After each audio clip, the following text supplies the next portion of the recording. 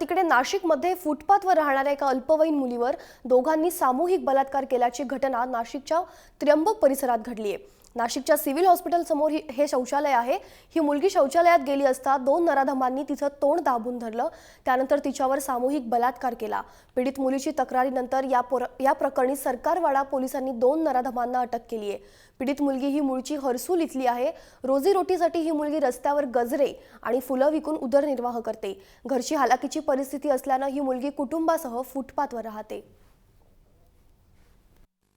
Civil हॉस्पिटलची समोरची शौचालय आहेत, तिथे एक 15व्या मुलींची हे झालेली आहे, अत्याचार झालेले आहे।